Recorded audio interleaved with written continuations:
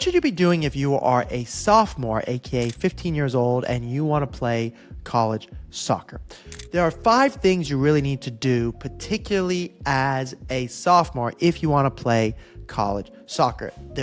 Of those 5 things, there's actually a bonus thing that I'm going to explain at the end of the video, because once you understand the 5 things, then it'll make more sense to you. So the first one being, as a sophomore, I really would like to know what club level you're at. For the sake of this video, I'm going to take an example of a sophomore I just spoke to. So they're playing MLS Next. They're a very good soccer player. They want to play Division 1. They're capable of playing Division 1, and they have a pretty great budget, meaning they can afford most schools, and with their grades, they're going to get a scholarship between 60 and 80K. So with this particular player, one of the things that stood out initially was their video was not good, meaning they were a good soccer player, but the way they put their video together was not okay. There was no self-interview, the intro page wasn't professional, and college coaches really judge you on this. Now, it may seem small to you, but if you don't have a good video, the coaches are like, well, how supportive are the parents? If the kid made the video, then the parents aren't willing to invest money, and they're going to have to pay for something at school, so I'm not going to watch this kid. Versus a professional video, the coaches go, okay, mom and dad clearly helped with this, mom and dad clearly paid for this,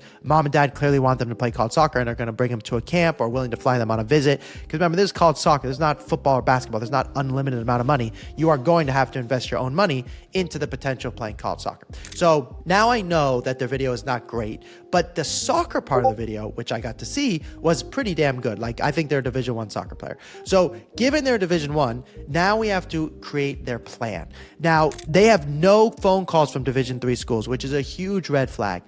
10th graders should have phone calls out the wazoo from Division 3 schools if they're truly Division 1 level. So given this is a Division 1 level player playing at IMG, they should have the top academic D3s all over them, because those schools are done recruiting in your junior year. You don't get senior year. Division 1 schools are done recruiting by December of your senior year. Typically, if it's after that, there's no more money left. It's really uncomfortable, and they're probably looking at internationals or transfers. So given that, you want the Division 3 schools all over you. The other reason is, leading up to June 15th, you want the schools to be all over you, so that way when you get a call on June 15th and you say, they ask you, how's the process going for you? And they expect it to be going well because they're calling you on June 15th. You don't say, well, you're the first person I spoke to. And then they start doubting. Maybe I saw you at a showcase, but you had one lucky game and you're really not that good. Or maybe there's another reason other coaches don't like you. Maybe there's something wrong with your personality. You want to be able to go, no, I've already spoken to Appleby at Johns Hopkins, or Singleton at Washington and Lee,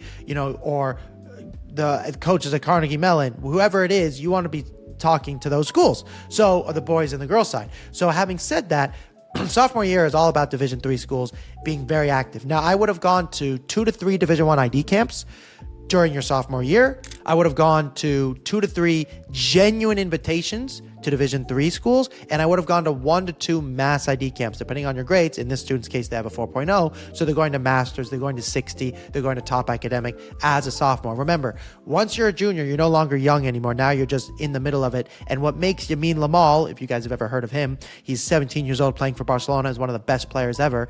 What makes him so special is that he's so good, but he's so young. You only get to be young once. Once you're not young anymore, your potential, the sky, the blue sky per se, disappears. And you're really not anything special. You're just another player. Being really good, really young is the secret. That's why the majority of my students are in 7th, 8th, and 9th grade.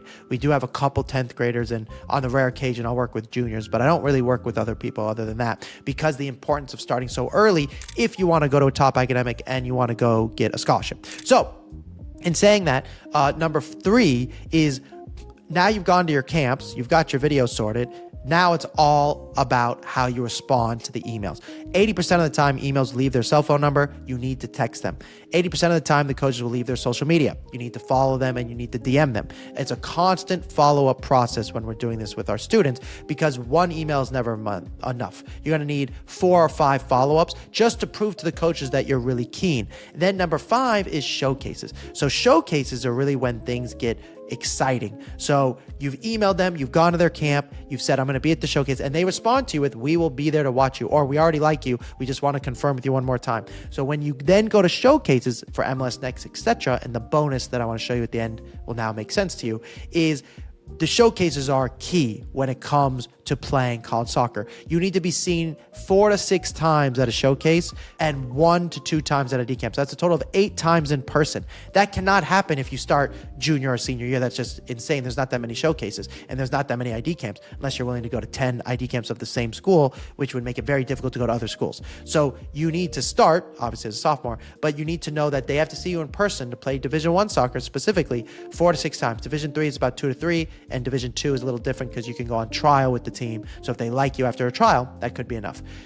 The bonus kind of thing that I wanted to talk to you about is if you go to my Instagram and you type in the word ECNL or MLS Next, you'll be sent showcases that are with those 2 leagues, so you know where the showcases are for those levels, both for the girls and for the boys. If you want more help playing college soccer, give me a call. Links in the bio. I'll talk to you soon.